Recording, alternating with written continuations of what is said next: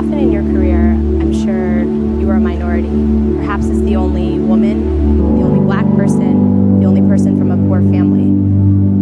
Did this affect you on your professional path? And how did you navigate situations in which you might have felt more alone? And now, how did that impact how you lead and how you might help people who may be feeling that same thing? Okay, man, that's a lot of questions. I'm sorry. All right, let's. I figured I had you here. I was gonna ask as much as I could. Amanda went deep on me there for a minute there. Whoa! Back up, sister girl. Come on, back up. First one is. So, how did you navigate situations in which you might have felt more alone? Always the only woman in the room. Still walk in, only woman in the room, and there's a room full of white men, usually older. Thrills me. Just thrills me. I just love it. Usually the only black person in the room. Also, never really concerned me because I don't look at people through color. I didn't get to be where I am by and who I am by looking at the color of people's skin. I really, literally took Martin Luther King at his word and understand that the content of a person's character and refuse to let anybody else do that to me. So I love it, just love it. And there's a wonderful phrase by Maya Angelou from a poem that she wrote called To Our Grandmothers. And she says, when I come as one, but I stand as 10,000. So when I walk into a room, and particularly before I have something really challenging to do, or I'm going to be in a circumstance where I feel I'm going to be, up against some difficulties, I will literally sit and I will call on that 10,000. I will call on the ancestors. I will call on those people who come before me. I will call on the women who forged a path that I might be able to sit in with all of those white men. I love it so much.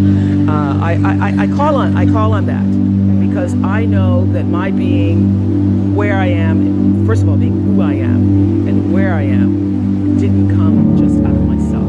I come from a heritage. And so I own that and I step into that room, not just as myself, but I bring all of that energy. So it has never been an issue for me, except when I was, I think, 23, still working in Baltimore. I'd gone to my boss and said that the guy who was working with me, my co-host on the People Are Talking show, was making more money than I. And we were co-hosts. So I went to my boss and I said, this is in 1970, I was older than 23. It was 1979, 80. And I said, I just would like to, you know how intimidating it is to go to the boss in the first place. But I'm going to go and I'm going to stand up for myself. And I said, Richard's making more money than I am. And I don't think that's fair because we're doing the same job. We sit at the same show. And my general manager said, why should you make as much money as he? And I said, because we're doing the same job. And he said, but he has children. Do you have children? And I said, no. He said, well, he has to pay for college educations. He owns his own home. Do you own your home? I said, no. He said, he has a mortgage to pay. He has insurance. Do you have that? No. So tell me, why do you need the same amount of money? And I said, thank you for your time.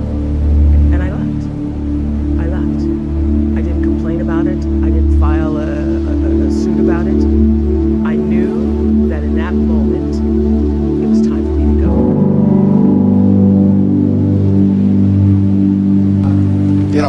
When I came down today, it's been 54 years since I drove down what was then the Highway 6, the Cornhusker Highway, to come to Lincoln to school. And even then, there was a lot of nostalgia attached with it because my father had attended the University of Nebraska in the 1920s. He was editor of the Daily Nebraskan, and one day a young woman from West Point, a student, came in to apply for a job as a reporter on the Daily Nebraskan, and my father not only hired her as a reporter, but he married her shortly thereafter. So both my parents attended here. My grandfather on my mother's side was here in the 1890s, and so a lot of good things have happened to me because of the University of Nebraska. I received a terrific education here. I was telling the dean the most valuable thing I learned here, but I learned a lot, but the most valuable was accounting, and we had a wonderful professor named Ray Dean. There may even be something named for him down here, isn't there? Yeah, he was, I'd been to the Wharton School, I went to Columbia Graduate School subsequently, and I took a lot of accounting courses, but by far the best instruction I received in accounting came from Ray Dean, and there's nothing more important.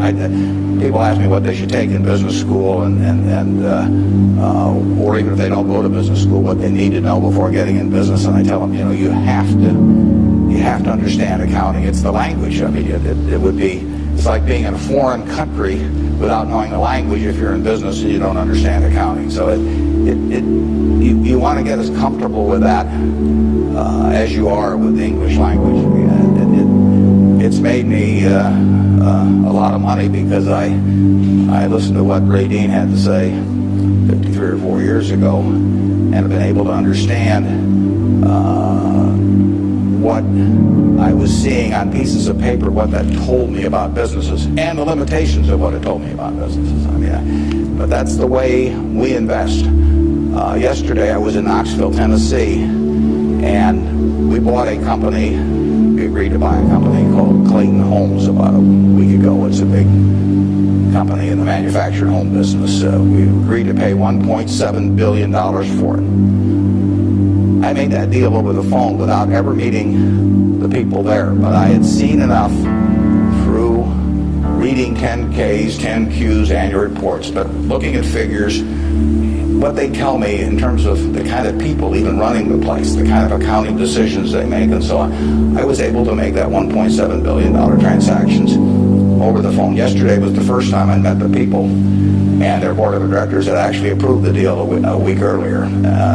So it's, I couldn't have done that if I hadn't have, had a great time in Ray Dean's class 53 years ago. So if I'm going to tout one thing, aside from this particular leadership class, of course, if I'm going to tout one thing, I would tell you that get comfortable with it. It may not happen the first week or the first month in the class, but get very comfortable with accounting. So that I run into CEOs periodically who really don't understand it. They try to bluff their way through, and you can see in their faces, they're frightened almost when somebody hands them a balance sheet or an income statement. They really don't know what it means, and they have to count on somebody else. And that's something you shouldn't count on. We make all our acquisition decisions ourselves. I mean, we don't call in consultants or anybody. We don't call in investment bankers, much to their disgust. No investment banking fees in the Clayton Homes deal, because it's my responsibility running Berkshire to understand enough about our acquisition decisions to make them based on the numbers that I see and what I see there. This course, however, is about leadership, and I'd like to talk just for a minute about that, and then I'd like to really talk about whatever's on your mind, and we'll get questions. But leadership obviously it's a very simple thing in concept. My job as the leader of Berkshire Hathaway is to have visions and goals for the company overall with a long time horizon attached to them, and then to get those goals accomplished through other people. That's what it's all about. I can't do it myself, so I have to know where I want us to get to. I have to see over the next mountain if possible, but then I have to get a lot of other people to look over that mountain with me and really do the job. I mean, they are the ones that get it accomplished. So it's getting things done through other people. It is just fascinating what's happened just in my lifetime, in the 86 years. I should mention one thing about reading. It was at the library here at Columbia that I wish I spent probably more time than any other student. I lived there practically. But I pulled the book out there, happened to be Who's in America, and it told me something about my professor, Benjamin Graham. And then I looked up and I went to the library and I said, I want to learn more about this because I learned this over here. That changed my whole life.